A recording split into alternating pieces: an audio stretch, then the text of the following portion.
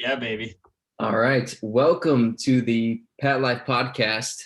I am Patrick. Sorry. I don't know what this is here. I am Patrick, and today I have with me Max. How do you say your last name again? Lathrop? Lathrop. Lathrop. Oh, sorry. I just assumed your last name was Rebel Joe Coffee. Right. Beartaria. But now, I don't ever do this because I'm not that kind of guy, but this is, how do you say crack in Spanish?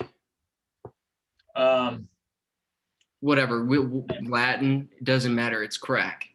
So, not that he has anything to do with this. It's just, I think we both agree this is good coffee. So, I agree. Yeah, it's great. that all being said, man, how are you? I'm doing good, man. Thanks for having me. Dude, appreciate you coming on. And yeah, so for those who don't know, obviously, Max owns and runs Rebel Joe Coffee right from home. This is like your business is everything right there, huh? Everything's here, man. Where I'm sitting here right now is my office, where I do all my video editing, website management, process all the orders, shipping labels, all that stuff comes from here. And then about 30 feet away is the garage/shop where I roast all the coffee, package it all. So, dude, I'm excited about this because, I've been talking, as you know, we're doing this doc. I'm talking to farmers. I'm talking to obviously people like yourself and dealing with coffee. And what it's really starting to spark in me is knowing, like everybody else, okay, where does our food come from? But more importantly, in this conversation is where does our coffee come from? And it sounds, I know you understand it, but it sounds so simple because being in New York, just every day you're going to work in the morning, your first thought is, oh, let me find a Starbucks. In that programming that you go, oh, I'll just go to Starbucks because it's on every corner, but never thinking twice about, myself included at times going, well, where did this come from? I'm a consumer with no knowledge or even really care at times of where it comes from. So through this process, obviously knowing about your company, learning about the company, I just would love to take this time for you to being on that other end where you are the, producer of this, sharing with everybody your process, how you came up with the business, where you get it from, and then just some ins and outs that we as consumers should know in regards to what to look for, in regards to taste, but also health. And, I think these are all important parts, especially with being in 2021, taking action. So I know that was a handful there, but I would love to start off with, I guess, what were you doing before this and how did you get into this? Cool. Yeah. So pretty much my whole life, I've been like the starving artist nerd guy.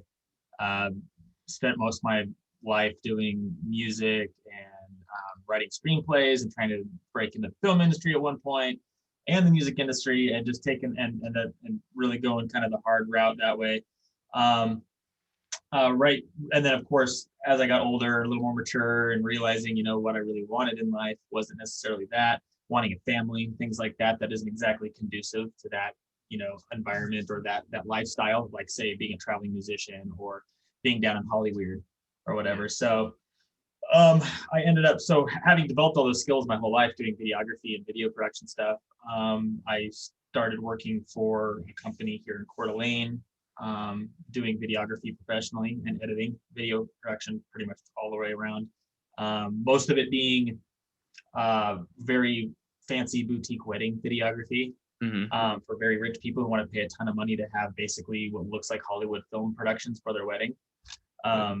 So which is really fun to shoot those because it is unscripted, obviously, for the most part. So you've got to be really able to run and gun, roll with the punches, and improv a lot. So it provided a really fun challenge, and no wedding was the same. So super fun. Got to travel a lot for that. And then, of course, COVID hit, and most of the states that we shoot in are the whole West Coast. So Washington, Oregon, California, and then our sister office is in Michigan. So basically, you're looking at the most locked down states in the entire country, aside from, say, New York or something. So that totally nuked the wedding industry. Everyone canceled. So 2020, I got laid off in April because the whole season got completely nuked. And so, I've always been an entrepreneur. I've always had that mindset of wanting to work for myself and build a business doing something. I tried to build my own video business in the past before I started working for this company. That kind of fell short just because it was kind of like the gig to gig basis, and it just didn't provide enough security that for my wife, which I totally understand, not knowing when the next gig was coming in. The coffee thing kind of came out of from my dad, really, because he started a roaster company. So the roaster that I use is from his company. That I actually did some video work for him, and he traded me the roaster a few years ago. So I was just like, okay, cool. So I started kind of dabbling in roasting my own coffee and started really liking it because I love coffee. I mean, 80% of America drinks coffee, so it's you're likely to enjoy drinking it. So I kind of did it as a hobby. Oh, right. Yeah, and so I was a hobby roaster for a while, and then my daughter was born. I have a 3.5-year-old daughter and a 9-month-old son. And when she was born, I was home with her while my wife was working. So I was kind of stay-at-home dad. So because most of my job, my work was freelance, I could work from home a lot, editing and things like that. So I was like, ants in my pants. I can't just be stuck at home with a baby. I'm just not wired that way. So I'm like, I'll dabble in coffee and try to sell it. So I actually had another little business that I started on the side called Macaba Coffee, that I tried to kind of get up and going, but I never really put a ton of energy into it because it was kind of like a glorified lemonade stand for myself, Right. But yeah, so then I kind of took a break from coffee, was doing all the videography stuff. Fast forward to 2020 when I got laid off in April, and I was kind of like, yeah, I gotta figure something out that's a little bit more, I guess, COVID proof and recession proof. And I bartended for like 10 years when I was a musician and doing that whole scene. So I was a bartender through the 2008, 2009 crash. And I saw like, wow, the bar never emptied, even though these people were unemployed or, there was this huge recession. And I was like, yeah, there really are commodities out there that are recession proof. Alcohol is one of them, obviously. Right. And coffee. Coffee is another one because people don't really think about how much of a fix it is for themselves or an addiction because I think it's so readily available. Like you were saying, there's a Starbucks in every block, sometimes two. Right. So if for some reason, let's say magically, all those disappeared, all those coffee stands or shops disappeared overnight, people would realize really quick how addicted they were to coffee because there's like a crack dealer, there's like coffee every corner. So accessible and relatively cheap. So so I just decided, I had been toying with the idea of doing Board Game Bear as my bear name, and the reason for that is I'm a huge board game fanatic. Like my wife would think I'm a psycho when it comes to my board game collection and stuff. But there's two hobbies. I saw your Super Bowl post. Yeah, exactly. So like, I try to explain to people there's two hobbies, man. There's playing board games and there's collecting board games. They really are like two almost independent things. So I wanted to open a board game cafe. That was my dream. So I was, which of course would be a brick and mortar, in-person business. Well, when COVID hit, I'm like, well, that dream's gone. Like I was already talking to banks, I had my mom passed away and left me a little bit of money. So I'm like, okay, I want to start a business with this thing, something for my future, for my kids. So that got nuked. And then my wife, one day I was really depressed over the summer, obviously unemployed, just, like, what am I going to do with my life? And my wife kind of mentioned, she's like, well, why don't we try doing like a coffee truck, like, food truck version of a coffee stand. And I'm like, because then it's mobile, then it's grab and go. So even with the COVID restrictions or whatever, those businesses are thriving, because the to-go, industry. So I'm like, that's a really good idea. So I thought about, then my next plan is, all right, I'm going to open a coffee trailer. It'll be mobile. I'll have it run on a generator and I can just park it wherever and do that kind of scene and go to events. And so I did. I have one being built right now. That's supposed to be here this summer. But in the meantime, I was like, well, I don't want to just sit around and wait till summer to do something. So I'm like, well, maybe I'll try to like work on the retail side of the business, like work on roasting and selling, getting a brand going and selling coffee that way. And that's pretty much where we are today. Is I decided to do that as almost a secondary part of the business and then do like the coffee stand as a primary, and it's completely flipped at this point. Now I'm like, now I'm just going just hardcore on the coffee sales side, and then the trailer when it comes to summer will be more of a supplement cool feature to that, I think. So and then the commodities game, I mean, that's a real listening to Owen and, in the bear community and things like that, seeing people being more, just being more into practical things like farming, salt of the earth, real tangible like commodities and services and goods. It just kind of hit me too, where I'm like, okay, well, we don't know what the future holds, but maybe if I get into an actual like valuable commodity, that would be something more future proof for myself, because face it, video production, especially like luxury, high-end video production, it's a luxury item. It's a luxury business. Absolutely. And we have no idea if the economy is going to be able to hold that, be able Right. to keep there that later on. So, but coffee will, I could trade coffee for milk if I wanted to, guaranteed. Or meat from some beef farmer. So yeah, that's kind of where I'm at. And I get to have a ton of fun making videos for the brand, which is great. I made sure that was like a big part of the business. So for me, like getting to make all the funny videos that I make for Rebel Joe, that's like my reward for being out in the shop and just busting butt, roasting coffee. I get to make, the videos. And so I get to, express myself creatively through the business as well. So Dude, that's kind of a long ramble, but that's kind of where we're at. I love it, man. And the reason why I enjoy having these types of conversations with people like yourself that are the creative types, but very much the go-getters, which is what I love about the bear community in general, is because a lot of people are like, all right, obstacles in my way. So what? Okay, how do I move through this? And myself included, you have moments obviously of like, oh shit, man, like what am I gonna do? Trying to figure things out. But really, ultimately, it's always, okay, we're gonna figure this out. There's gonna be a solution, and I'm going to then pursue. Where you being in the entertainment business as well, you get so many people, and I've said this on other podcasts, who talk about what they're gonna do, and then they never really follow through. And teach their own. No qualms about it. It's just more of, when you surround yourself with that, what ends up happening is this: maybe you become into that frequency where then you're not doing it either.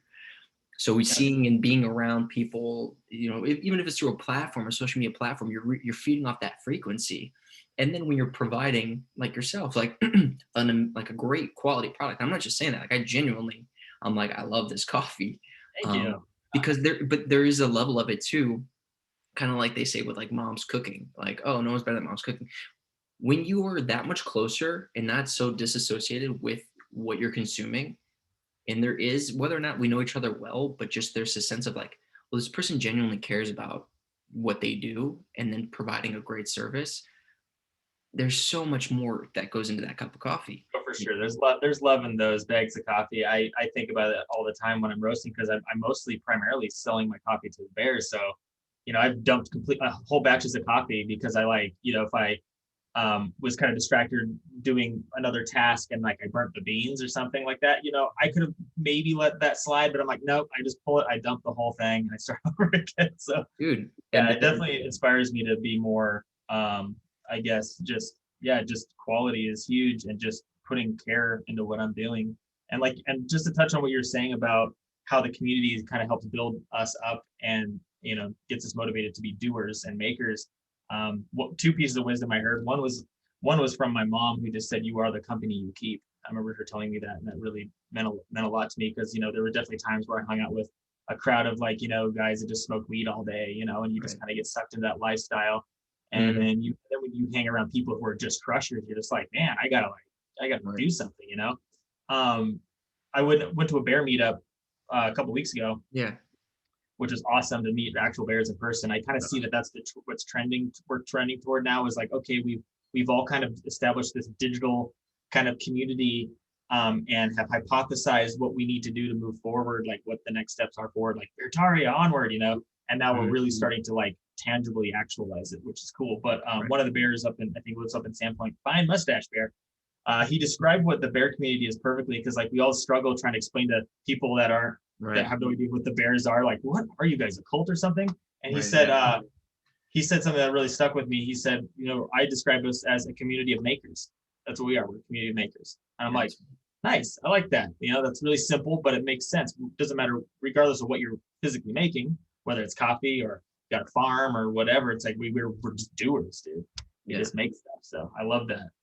Well, and it then shows too, because as you said, people who maybe aren't a part of the community, they look at it and they go, well, what is this whole thing? What am I experiencing here with these people? They keep calling themselves the Bears. And it's like, when you really take a step back and ask somebody, like I always say to people who know me, they'll go, why are you part of that? Like I've had people bash, respectfully, friends that, I've had to kind of let them know what's up, being like, don't talk like that. They've said some things about the community, and I go, you're not going to do that. And they go, well, why?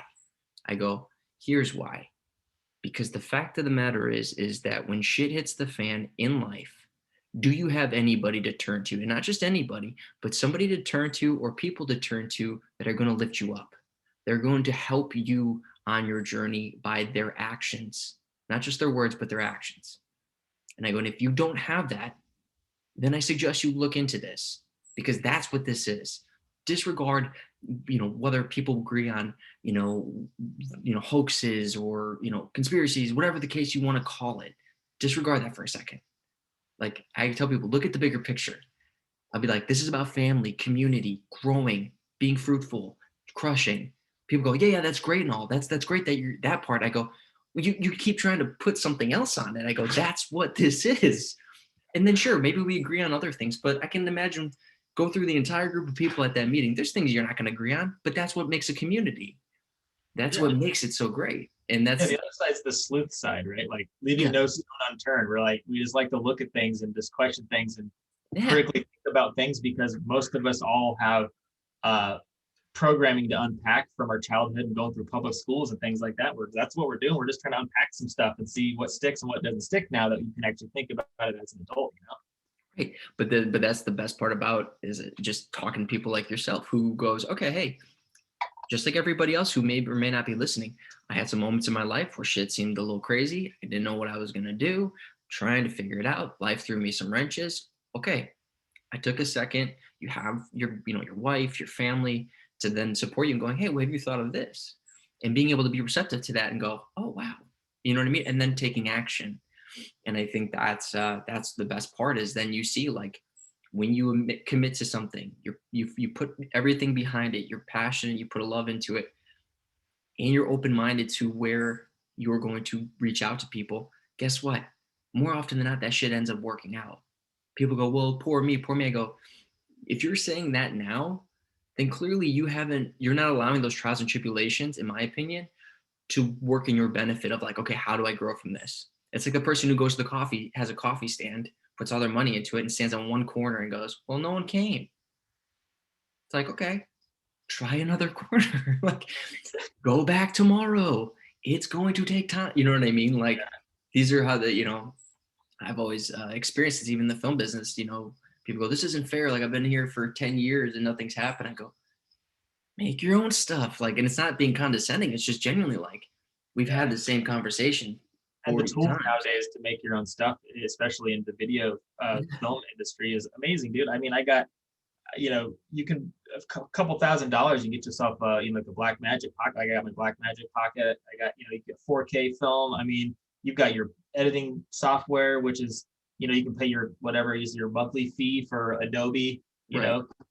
Creative Cloud, like I do, and you can just sit there and the tools are so readily available now that like I don't even think twice about like, oh, what could have been if I had made it in that part of the world. And I was like, so glad I didn't actually. Well, dude, I mean, it's great to see and hear, and I'm excited to see where it goes. But I would like to steer us back into your process, if you don't mind sharing of, so people listening, what is it that Rebel Joe does, from where it's getting it from, the shipping, and then obviously to how it gets to them.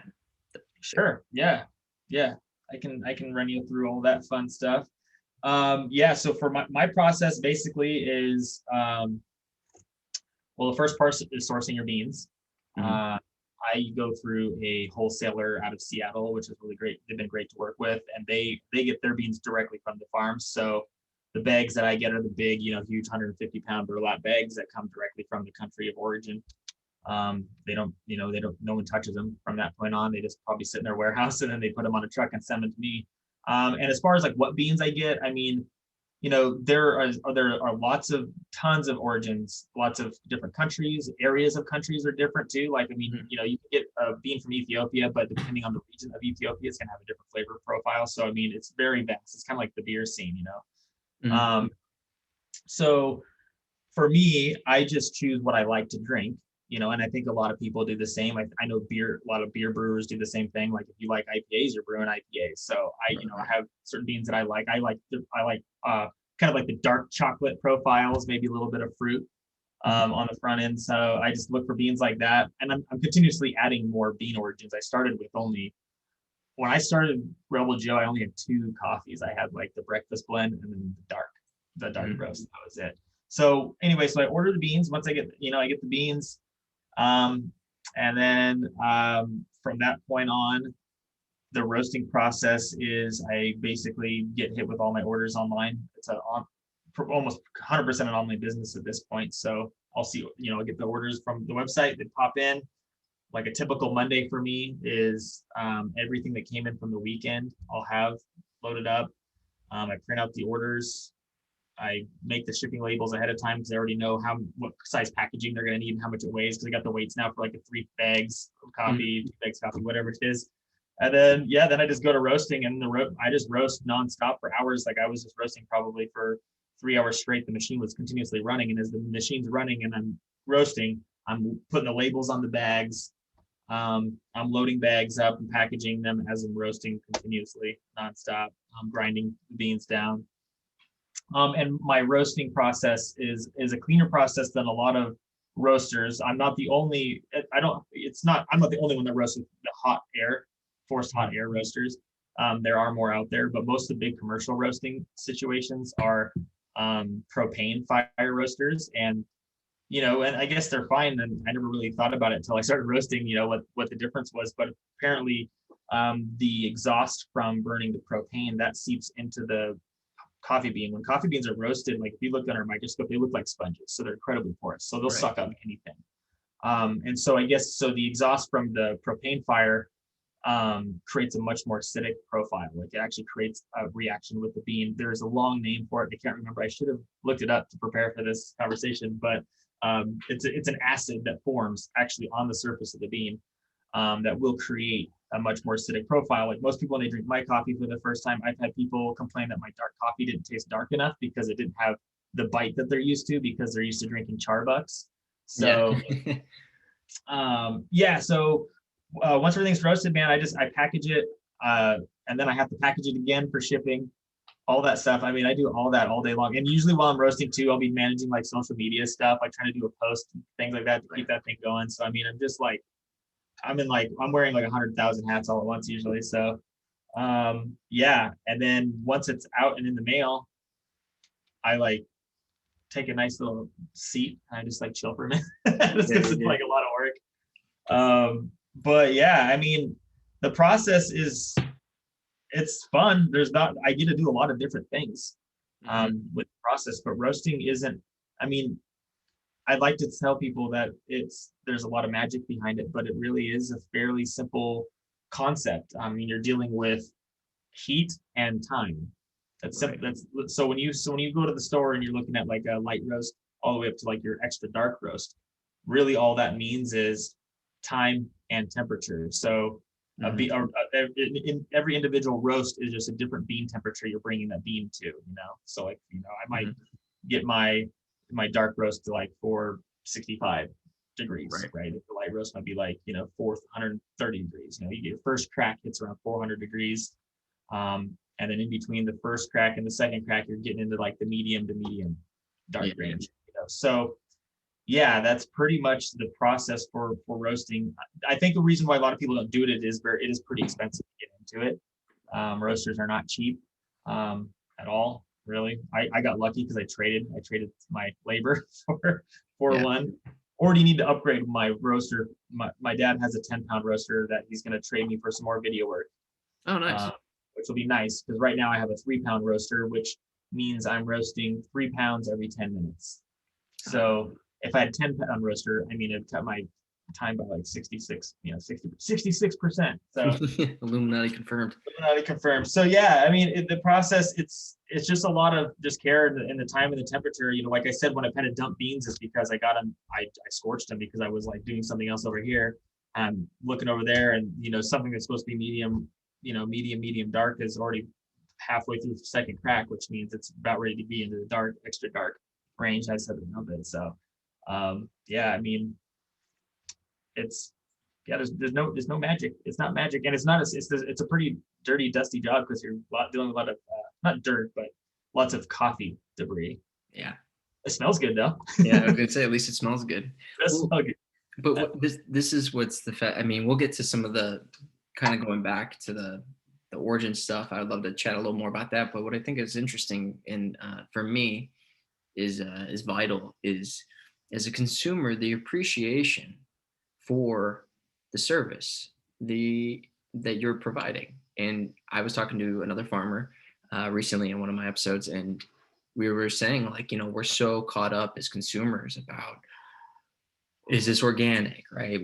The whole organic label spell and really diving into what those mean. I get that question a lot. Right. Or is this organic? What is this? Was it a water supply? What was the water supply like? And these are great questions, but it's like no one stops to think, and not nobody, but a lot of people don't stop to think, who's taking care of this? Who's handling this? How are they as people doing?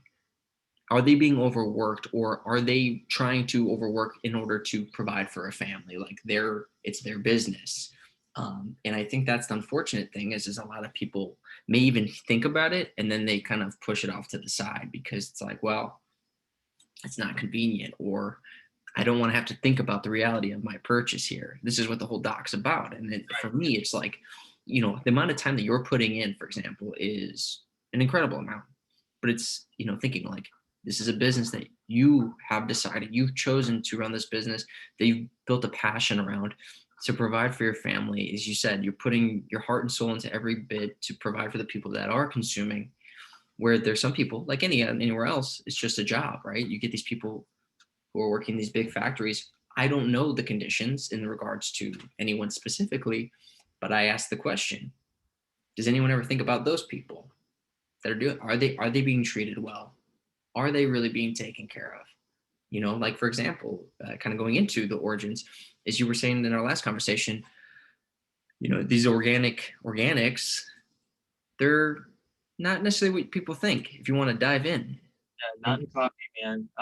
It's a big sham. It's probably one of the biggest questions I get from people kind of inquiring about my coffee. They ask if it's organic, and I always feel bad when I get that question because I know I'm gonna have to burst their bubble a little bit with the coffee scene, and I can't speak on any other industry, but in the coffee industry, organic is a total sham. My dad, who owns the roaster company, he's been to Costa Rica, he's been to these farms, he's very tied into the coffee scene all the way to the farmers. And essentially what happens is the farmers will be getting notified that they have, say, a USDA guy coming down, an inspector, to inspect it so they can get that label on their beans, the organic label. So the guy's only going to be there for like a half a day. He's going to come down one day, he's going to inspect. So what these farmers will do, who are growing their coffee beans in the conventional fashion, they'll just go out there and spray chicken shit all over the plants. Like, I'm like not even joking. Like that's what they do. So that when the guy comes, it's like, oh, they're using organic fertilizers and all that stuff. And then he just marks it, gets the stamp approval, and never comes back. And then the second he leaves, they can go right back to what they were doing before. Right. And what they've done too, another part of the scam is that they will take their irregular or junk beans, and then they'll take those and sell them on the organic market after they've done this kind of squirrely, shisty way of making it labeled organic. And I've seen it firsthand. I bought organic beans before, green beans, and they're just like chunks and like all like deformed and weird. I'm like, what is this? Like, this is odd, right. So yeah, so I don't really go out of my way to buy organic beans because of that. I just don't see, unless I can verify it, it's just I'm wasting money on bad beans, legit. In fact, I just had a new order of my Guatemalan beans, and they were actually out of the conventional Guatemalan, and all they had was organic. And I went ahead and bought the organic, but I'm not even going to advertise that to the bears or anybody that, hey, by the way, if you buy my Speakeasy dark roast, it's going to be 100% organic beans for the at least next month until I run out of that stock. But I'm not even going to say anything because I just I don't trust it. I would feel dishonest being like, hey guys, this is any better quality than what I was already selling. So I'm not even going to advertise that it's organic technically or whatever. So it's a strange thing. Banana republics, you can't trust them. You got to realize it, because I think when people think about organic farms, they're thinking like, in the somewhere in the Bible Belt or whatever. They're like, oh yeah, in Oklahoma or something like that. Where there's this nice middle class family growing with the farm. It's like, no, these are like impoverished banana republic countries this stuff's coming from. They couldn't care less about whether or not you get something organic or not. They're just trying to eat that day, So but that's the thing, and that's what I'm diving into with the doc here. But is important in regards, as I said, not just with the food industry but the coffee industry, is that nowadays, because of the acts that they push through, the Fair Trade Certification Act and all these different pieces, it's now going, we are so addicted and basically turned on by the labels rather than asking questions. Because in our mind, we see, oh, what does this label mean? Oh, it means it's, whatever they're saying. And then we go, oh, therefore now, so if I see this label, I'm doing good. Or if I don't see that label, that's a no-no. And it's the thing with the fair trade, as I said, the fair trade certification. Now you see places that, they'll say, oh, we're trying to expand. So we, it's a one world system of, sharing the wealth and being like, we're going to give our services to, another country, and they're going to do this stuff for us. And, some of the proceeds, a good portion of the proceeds will go to the farmers, will go to the workers. So it's going to cost extra. It's going to cost extra for this label because you're getting better services. We're going to monitor it, all these things. Well, that's not the case. Yeah, no. And I'm doing more research on it, so I can't get into quite the details. But from what I've gathered so far, is what you're just seeing is again, people are buying into a label, as you said, with them checking to see organic. You're basically seeing similar things, the conditions in which these people are working. They say it's going to help. These fair trade certifications are going to help give more money to the small communities. Well, here's those small communities that you're buying from. They're not getting any more money. They're not seeing infrastructure built up. So where's it going? And these are simple questions. These are things I didn't take in this specific. I didn't spend months, years. I spent a couple hours just looking and finding these things, and then just going, well, then where does it go? And it doesn't take long to find the answer in regards to just logical, follow the bouncing ball. Yeah, but it's an inversion like everything else. Right. Like when you see fair trade, oh wow, fair trade, Ministry of Truth. You know what I mean? Right. It's just like, the coffee industry, that is such a scam. My dad, when he found out about that, I remember him calling me one day. Like this was way before I even had a roaster, because he's been in this business for a while. I remember him talking about fair trade and just going off on it, because what he had discovered when he went down to these farms in Costa Rica, with fair trade, who gets the money? Local officials and the guy that runs the processing plant. Right. The farmers don't see a dime of it. If they're seeing anything, right? Like I was gonna say, they might be getting a small amount, but if your dad's seeing these things firsthand or experiencing some of these things, it's just a matter of going, okay, we aren't necessarily being told what we think, but it's on us to then take action and just asking more questions. And it doesn't mean you have to go and riot or do anything crazy. Please don't. It's just a matter of going, let me ask questions. So I'm going to ask you, if you don't mind me asking, a tough question. Do you know the facility in which you're getting your coffee from? Is it a pretty legit? So I mean, I don't know the actual farms where maybe one day I can travel down there if I. Yeah. But then again, I'm gonna have to get like an anal swab and I want to travel. But I've never been to the farms. My dad has. The farms that he's visited were awesome down there in Costa Rica. Primarily is where he's gone. He's made friends down there. Mm-hmm. It just depends. I mean, I know like the Ethiopian farmers. It just depends. So like there's a guy out of an Ethiopian kid that lives in Missoula, Montana, that actually sells these Guji coffee beans. These are really hard to get. They're like the best in the world, and I need to get some from them, and so I can start roasting them. But it's they taste like you wouldn't even be able to recognize it. Like this is the most different tasting coffee I've ever had. It's like really fruity. It's like amazing. So anyway, in that region, the people will literally hike like miles with like the big baskets on their heads, like you know you see like in National Geographic, carrying these the coffee beans or the cherries, I guess, before they pit them out, and they'll walk like 10, 20 miles to get to this specific processing facility that is owned and operated by actual Ethiopian family. That's Like awesome. it's like a mom and pop, and they pay them a little bit more for the beans than like say anyone else. Right. And so these people will walk like that, like they'll walk like past maybe 2 other like processing places, on the way to get to these guys. So I guess the reason I even brought that up was there are like very awesome, like honest, like this like processors down there, but I can't say that they're all like that. Like I'm sure that a lot of them are sketchy, and who knows how they treat the people. I mean, I think these guys make like, I mean, it's a ridiculously low amount of money that they make for harvesting their stuff. So I don't know the farm specifically that I'm getting my beans from, because sometimes it changes. Like, I'll get a bag of, say, a region like in Guatemala. Well, one bag might be from farm A that's in that region, and then maybe the next time I get a bag, it might be farm B. You know what I mean? So I don't always know. And honestly, you can't really get around that, because if I run out of beans and there's no more beans from farm A, then I gotta get them from farm B. You know what I mean? So and the only reason why I ask is not to put you on the spot. It really is a matter of going. There are certain things in regards to whatever you're buying that there's going to be obstacles. It's not going to be perfect unless you're doing it yourself.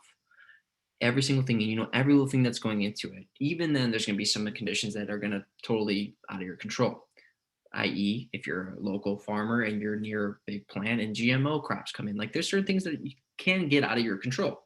It happens, but it's also just more than anything, it is having an awareness, and that's just for me the biggest thing for people, myself included, is going like, oh, Max is saying now that I'm looking into these things, he's saying it is like, of course, dude, like, you know what I mean? Like in my mind, I'm like, you can't just then jump on people. Like if you're still wanting a product, you're going to have to understand that there's takes and gives, but it's like taking a step further of knowing, all right, hey, like this Ethiopian brand and this company, it's like, hey, that's a nice start. Do they treat them better? Okay, yeah, it seems like they do. They're making a little bit more. They're willing to go that far to come back to that spot for whatever the reasons are. And it seems possibly better. It seems good. It's giving back into the community. I could probably do a little more research, honestly, and like try to hunt that info down, but I just don't know if I'll ever know the truth unless right. And unless you're there, yeah. And dude, and this is the thing. Like I said, it's not like me. I'm saying, oh, I know every little thing. Like we still shop, and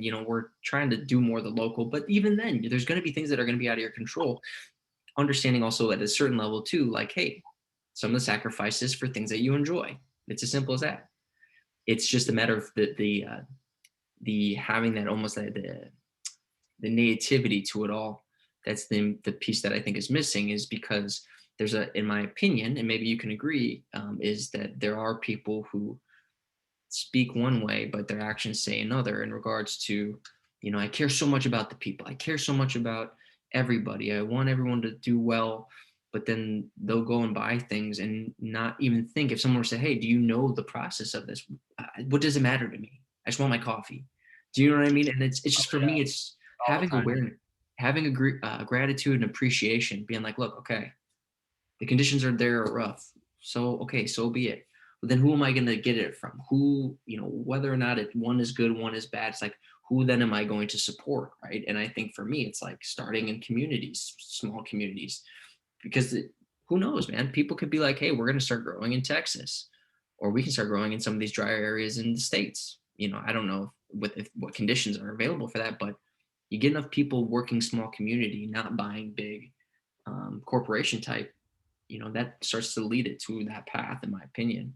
But anyway, yeah. No, I do agree. People definitely say one thing and do another all the time. I always got a kick out of like all the activist stuff, or like all the guys like, like all the activists that are like against like capitalism and they're talking about on their iPhones, you know, or Right, like they're exactly. like or like taking their motorboats out to like that are burning gasoline and oil to go like protest the oil rigs or something. You're just Right. like, wow, you guys realize what you're doing, right? Well, yeah, I mean, one of the big ones for me was like the people who are like environmentalists, but then they'll go to like Burning Man and just burn the shit out of everything and like leave just the desert. Like I know people who'd go, and I'm not saying them specifically, but you know, they'd see pictures and you get a lot of people who are like, oh, I'm for the environment. I'm like, are you sure you want to post that? Because that's not Are you showing. supposed to leave without a trace when you're there? Don't they like pack up and supposed to leave without a trace or something Oh like that? yeah, exactly. That's the point. But I mean, so yeah, obviously there's more to that. But but it Yeah, is one of those things, right? It's and I think it's a time for just us having these types of conversations of people at least knowing, like, okay, hey, this is an honest man working a job in regards to trying to provide a great service. You know, when you're looking at corporations, like not saying there aren't people in the jobs who go, hey, I want to do my job really well, but it's a matter of just again, who are you looking to? Who, as we know, corporation is a person, but it's not a human living being. So yeah, who is it, right? But in your yeah. situation, it's like, who is Rebel Joe? What is this company? Oh, it's this living man right here. You're looking at the guy. Yeah.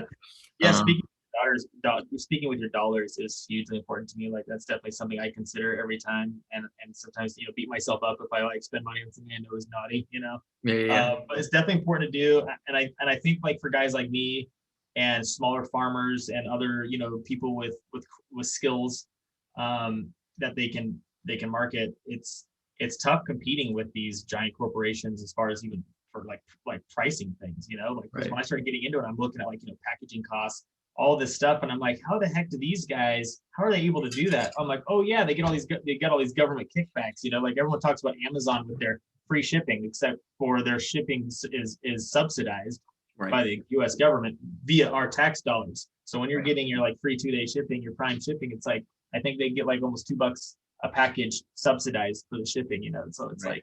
like little guys like me, I can't compete with that. I got to charge Right. you guys straight up for the shipping, Yeah, but unfortunately.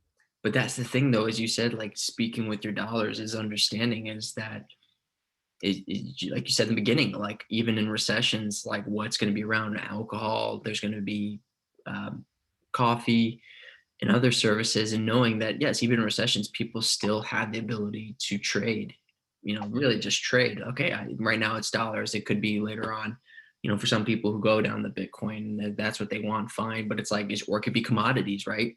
Like what you're willing to put your attention to, and that's the thing, right? Is I saw your post or someone posted of like they work for a company and someone was calling and they work for like Black Rifle Coffee and he was like, oh wait, what's your favorite coffee? Is like, and that's the thing. Yeah, a guy emailed me that one of the bears emailed me that story. I was like so stoked to hear that because that's like a competitor to me. They're obviously way bigger, but like they were kind of part of my inspiration for wanting to do the funny video content stuff like that because that's how Yeah, they market the brand. So which I think is really clever and fun. So to have that happen was pretty cool. I was like, yes, right. yes. Or the mailman in Ohio. That Yeah, was one yeah. of my favorite ones. Where he's just like he just messaged me and he's like, hey, I was delivering a package and it smelled so good and I couldn't believe it. And I looked at the return address to find out who you were so I could contact you and find you. And he ended up ordering some coffee. I was like, that's awesome, man. But dude, that's the thing that's so wonderful is because when you see like the really expensive kinds, all these different pieces, like yeah, you know, it's great that, or it's cheaper rather, and they're just getting more abundance, right? You kind of, as a consumer, you start to taste and smell kind of like the blandness, or rather, let me rephrase that. Some of the smell is there because obviously they can put aromas into it. I've looked into this many years ago, and I still look into it of like, why does it smell good but doesn't match the smell? Um, so, you know, there is something there, but in regards to something genuine from people who are like yourself or smaller companies, it's like, as you said, in order for us to survive, we need to put our heart and soul into it. You can't survive without it. And that's what radiates, right? Like, and then this guy's calling and being like, you know, and I think how many times does a mailman smell coffee? How many times are people ordering coffee, right? And that's just one occasion, but you don't know how many other times people thought about it, or people have asked around, or or haven't sent you the emails, and you're just getting an order coming in, and you're like, oh, this is new, right? So it Yep. just, I think that's I love you bears enough to where I was roasting in a 9 degrees shop this morning. It was that's like 9 degrees, and I was like just out there all just bundled up, man, getting it done. good, but So talk that's about conditions, man. That would be considered inhumane conditions, working conditions. but see, this is what's in regards to perception of, if we're a consumer and we're looking at it and it's like, oh, I can't believe they're making somebody work in 9 degrees, right? No, is again, people could be like, hey, I'm working, I'm choosing this because we're starving in a country, or I don't get enough money and I have no other option. That's one thing, but it's like, oh, this, what I mean? And as I said, perception, it's like, oh, that's a dedicated, you know, person, when they're going, no, this is my company, this is my business. I'm the military leader here, who's on the sleeping in the war zone with my troops, kind of thing. But you're the whole army, right? And I think that's what's so cool to think about, and I'm very appreciative. Is like, hey, you don't have to. Obviously, if you want your business to do well, of course, yes, you have to make certain sacrifices, but how your sacrifices, and then the intention that's in that sacrifice, I think, is vital. As I said before, of the love that's put to it, and that's felt, and that's, you're consuming that. As much as people want to think that's hippy dippy, I say, look at your mother's cooking or your grandma's cooking. How do you feel about it? Or like cymatics, or or like the what was that scientist that did the frozen ice crystal thing, where he took like the water and they put like the words of like affirmation and positive things, and it's like beautiful like mandalas under a microscope, or like Yep. hate, rage, those kinds of low vibrational words, and it's just like Yep. mangled chaos and stuff. So I Yeah, definitely, Dr. Emoto. yeah, yep. So I definitely think there's some validity to that concept, that if that what kind of energy is being put into the actual product. And like you're saying, like on the opposite end of the spectrum, if you got some like oppressed factory worker that is just like living in fear and squalor, like Right. the energy that's going into that product is not going to be at the same at all. Absolutely. And the question I always have for people in regards to intentions, and it's a matter of, do you really ever think about your intentions, in the sense of purchasing. And this is something I'm continually learning, so I'm not saying I have it figured out, but it is learning how to go, before do I know anything about where this came from? Okay, maybe not. Does it seem realistic? Like, for example, buying a pound of spinach. Not saying we don't do it. I'm just saying, just starting the process of going, like, does this seem realistic? Does this seem, yes, in regards to the organic stuff, but like, what are these conditions like? How, and then ultimately it's like, all right, do I want to keep pursuing this, or how do I start making those changes? Because if there's my intention is just, I need to eat, I need more, I need to have all the vegetables, or I need to have all the fruit. Well, I work hard for this. It's like, okay, of course, but so are the people making that for you. And do you even know or have intention to think about their well-being? If you're someone, a lot of people who shop at Whole Foods, they're one with the universe, and they think, and it's not to be mean. It's just I've had these conversations at Whole Foods. I think So, that's why the concept that the bears are really starting to form with this like kind of in bear preference, a bear economy, is localizing supply chains. I think that is probably one of the simplest answers to the question that you're asking about, like how do we have that more personal connection of where our products and food is coming from, is if you literally know the farmer because he lives like 2 miles from your house or something like that. So I think that localizing those supply chains as much as possible, so you can really know personally like where your stuff's coming from, is probably like the best way we can achieve that. yeah, absolutely. And have you started the process over by you? And I know you've been meeting up with the bears and stuff, but have you had a couple? I know you said there was some commodity stuff that you guys were already talking about, but Yeah. So this spring, so my sister, who also she's got 4 acres nearby. This year is like the year of just like taking the stead pill. Obviously baby steps, because you don't want to overdo it. I've known people who've like decided to go just crazy with like gardening and stuff and just failed because they planted too much stuff. So yeah, this year for us is back in our backyard. We're gonna just I'm gonna do we're gonna till it all out. We have some raised beds already, but we're gonna go nuts with the food production this year. We're getting chickens. I've got some chickens ordered, some chicks for the summer. So we'll get some laying hens. So I got to build a chicken coop for that. That's kind of that's where we're starting. A much bigger garden and then chickens, and then we'll kind of see where we want to go from there. My wife has a huge interest in honeybees, so we might experiment with that maybe on next year or something like that. Yeah, Start man. getting honey going, because that, like coffee, honey is another really valuable commodity. Yeah, man, dude, it's awesome that you're making those steps, but really allowing yourself to think outside the box. Because I mean, most people aren't thinking about buying bees and these honeycombs to start making their own I honey. see it as money now. Like my mind has, I mean, I don't mean to mean like be like a grappler about it, but like Yeah, I yeah. guess not money, but like value Oh, or totally. currency. Maybe just currency is the way to think about it. But I see it as currency now. Like I'm like, okay, I've got coffee. My dad just bought all of the equipment and can show me what I need to buy. And so for not too much of an investment, I can literally have everything to make chocolate, Yeah, because my roaster, I can roast cacao beans with it. that's So awesome. I could start processing, making chocolate bars and stuff. Now that's gold, baby, and like Yeah, a barter dude. system, right? Seriously, Um, man.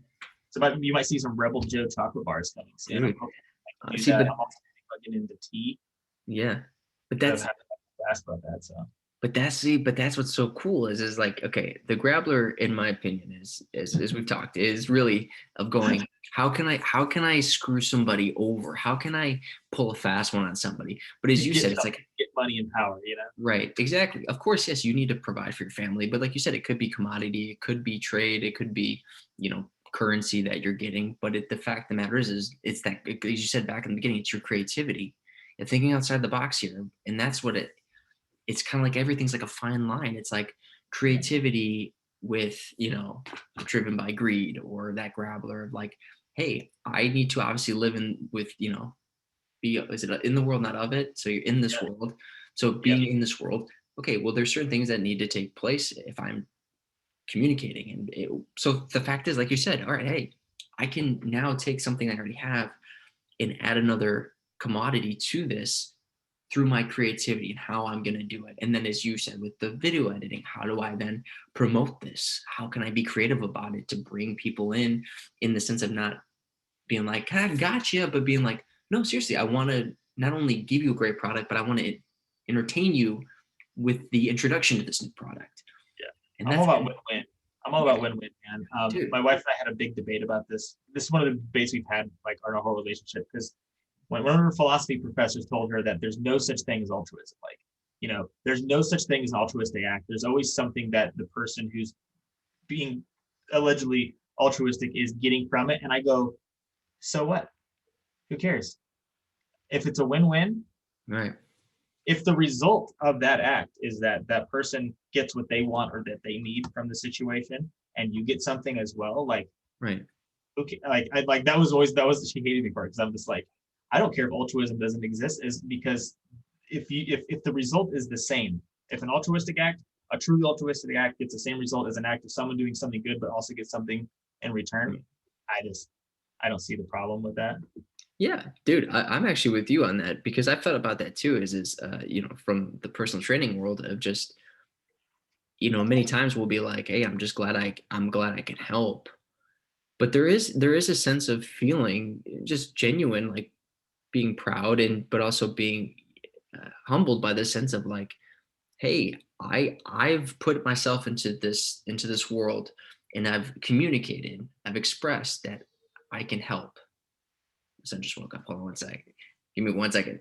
1 second. Sorry about that, guys. So, as I was just saying, is that you get yourself in a position where you genuinely want to help. You believe in this world that, hey, I've expressed that I can give something to you. When you feel that there's that exchange where they've received that energy that you were trying to give to them, and they're seeing then obviously through their own actions, the transformations or the life that they've put in their mind and wanted to pursue, there is that sense of going truthfully at your heart of like, I did what I said I was going to do. It's like almost like I was giving ownership to my word of like, all right, hey, I'm going to create this coffee brand or this, I'm going to give this to somebody because I really want them to enjoy. But as you said, what you're getting in return is, yes, current, like that profit. But more than anything, a lot of people, it is that, hey, I said I was going to do something and I followed through, and the person on the receiving end received it. And they, not just the product, but the frequency behind it, the energy that was put into it. As we said before about, again, mothers, what you're putting into each coffee. So as I'm with you, is like, there's no, I don't know if there's ever such a person or a thing that can really just give with no thought in return. It's like, even when you give something like, hey, please take it, I want you to have it. So there wasn't a currency exchange, but there was a frequency exchange, and there's a win-win. Yeah, I feel like as long as I'm being genuine about it, because I mean, I do have a kind of a marketing mindset. I always have, and I know that marketing tends to be on the manipulative side of the spectrum. It can be.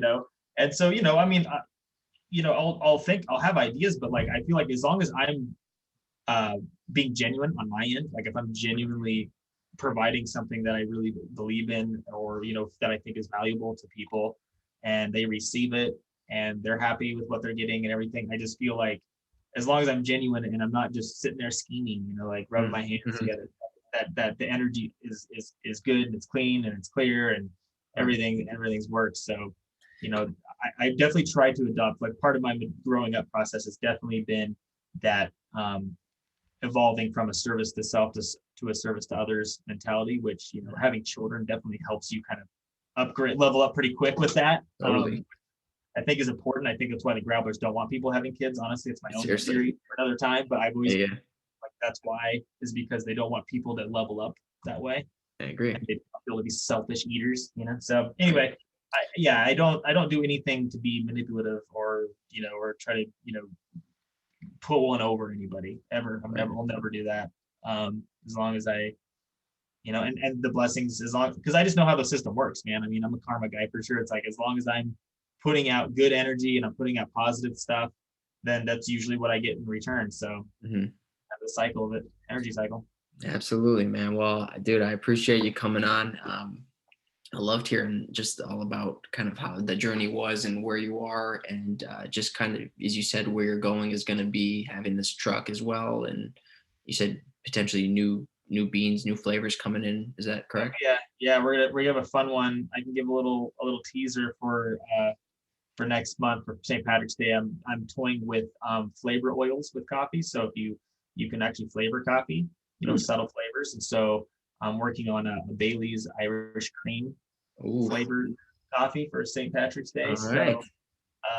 So yeah, that'll be coming out soon. So that'll be pretty fun. And yeah, always trying to, you got to be creative. One thing I've seen people who've had businesses who have failed, they've hit the ground running hard at the beginning. It's like a flash in the pan, and then they don't do anything to keep being relevant and staying visible. So you kind of always have to, like, I'm glad I didn't release 100 different coffees when I first started. Now I can it out, so. Absolutely, man. And dude, I'm looking forward to trying it and sharing this with as many people as possible. So leaving on that, where can people find you, the company, etc.?